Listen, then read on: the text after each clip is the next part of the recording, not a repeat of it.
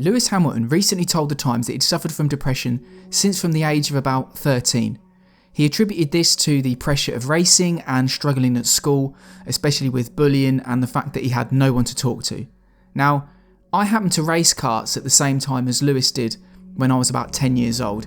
I raced him a couple of times at my local club meet, and when I say race, I mean I got beat. This meant I followed Lewis's career since he was very young, and what I believe is underappreciated about Lewis's career is the level of mainstream attention he received from as young as 11 years old, and this was largely due to ITV's Champions of the Future series. This wasn't just the odd news report, it was full-blown mainstream television coverage of karting. At the time, as a child, it was exciting to see people I raced against on TV, it felt cool. But now, as a 38-year-old adult, I look back on it with a more sceptical eye. I'm not sure how ethical it was for a junior kart series to be so closely associated with Formula 1, let alone to receive mainstream coverage. Imagine for a moment that we had under 11 football leagues, which we don't because as far as I understand it, the FA prohibits them, but imagine they were associated with the Premier League teams and broadcast on ITV on Saturdays. I think we'd all collectively agree that this wouldn't be appropriate.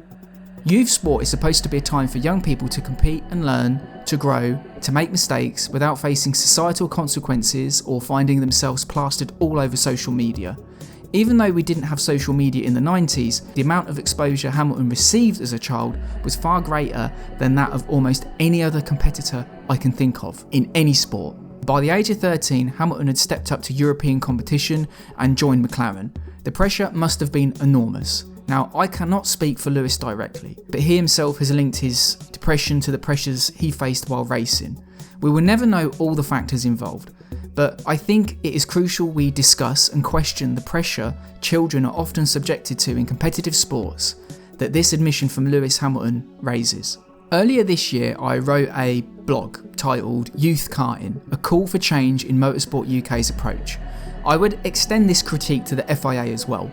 My concern stems from when I attend meetings like the FIA World Karting Championship, specifically the junior version of it, and I felt it was not a particularly healthy environment for children.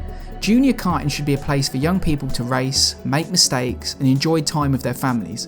Any career aspirations should be only seriously considered maybe from the age of 14 onwards. I understand that substantial sums of money are involved and that change is unlikely. This video probably won't change a thing, but I think the sport is approaching a point where serious questions need to be raised about what's happening. Championships, maybe for children, are fine, but the association with F1 and major British and international title labels doesn't really add anything to the experience of karting competition. They just bring pressure and exclusivity.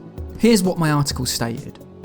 In the world of youth motorsport, the debate over the optimal approach to nurturing young talent has been ignited by the contrasting philosophies of Motorsport UK and the Football Association.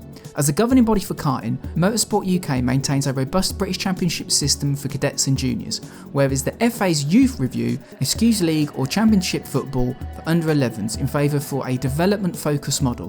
This blog contends that Motorsport UK should take a page from the FA's playbook and consider restructuring of its major championships for the betterment of young drivers and the sport as a whole.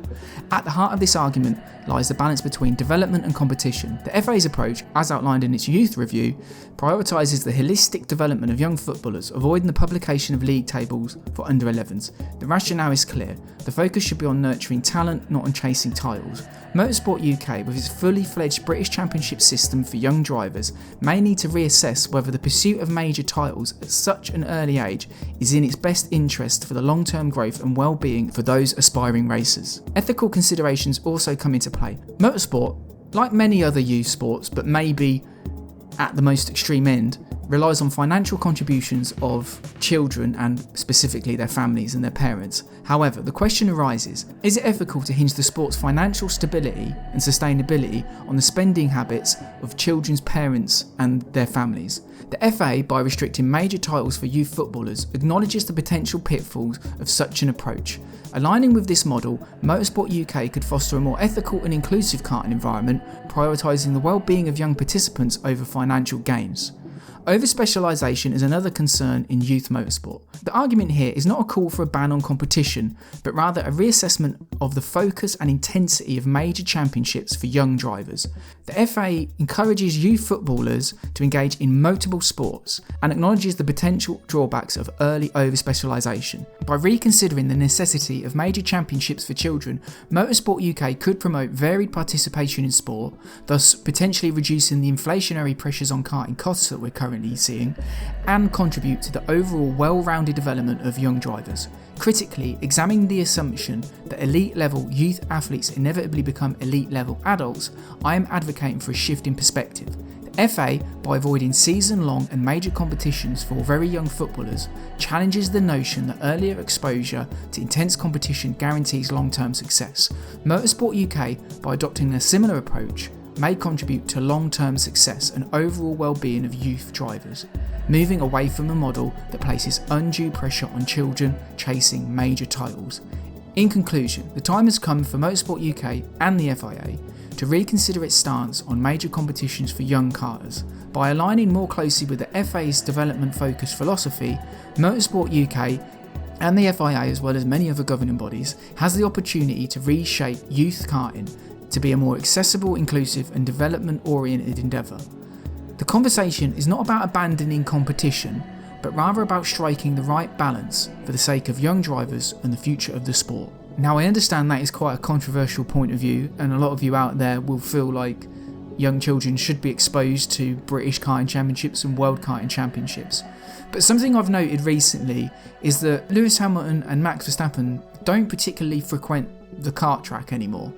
And this is in stark contrast to previous F1 legends like Ayrton Senna and Michael Schumacher, who continue to participate in karting whenever possible during their F1 careers. Now, I cannot speak to the motivations or feelings of Hamilton and Verstappen regarding karting, but I can speak to the immense pressure placed on young children racing for British, European and world titles. And all I'm really saying is perhaps it's time for the major governing bodies to step back and seriously consider the direction karting has taken. What was once an adult-driven sport is now primarily child-driven, and now more than ever it resembles a pressure cooker. So the question I ask is this healthy? Is it ethical? And is it wise? I'm not sure it is.